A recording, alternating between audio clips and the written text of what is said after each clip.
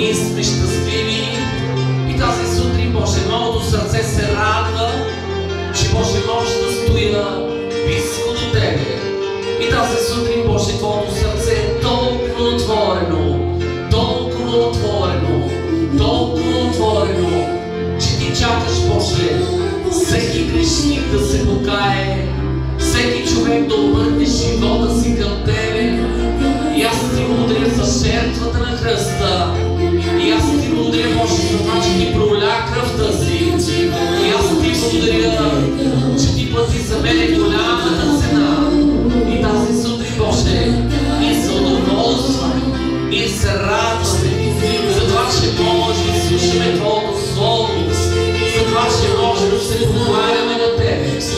И тази сутрин, Боже, мен от много поколение, с което поколение ние Те приветстваме. Добре дошъл!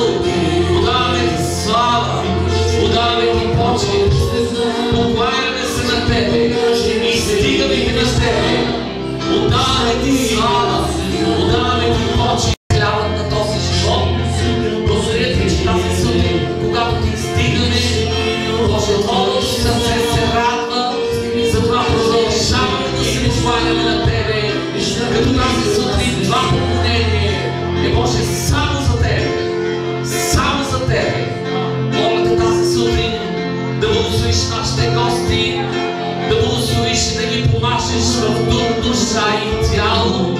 И когато ги помашеш, Боже, нека Твоето Слово да бъде реално и живото променящо. Благодаря Ти за моят приятел Джой, благодаря Ти за неговата съпруга, благодаря Ти, Боже, за другото семейство. Благодаря Ти, Боже, че те са Божия служители и са мисионери, които вършат Твоята воля. Моля Те тази сутрин да ги поставиш на високи места. Моля Те тази сутрин те да бъдат в Твоето присъствие. Моля Те тази сутрин, Боже, те да бъдат хора вдъхновени от Тебе.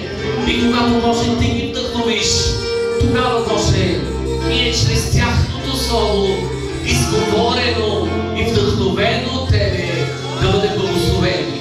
Продължаваме да се покланяме с тази песен и с тази песен, Боже, доказваме, че Ти го обичаме.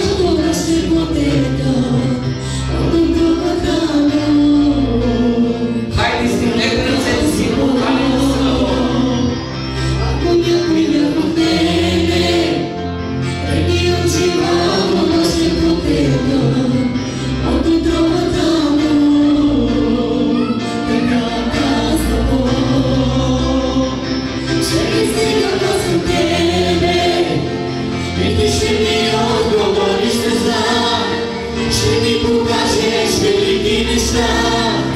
Неща, които аз не зная, ще издигна към Тебе.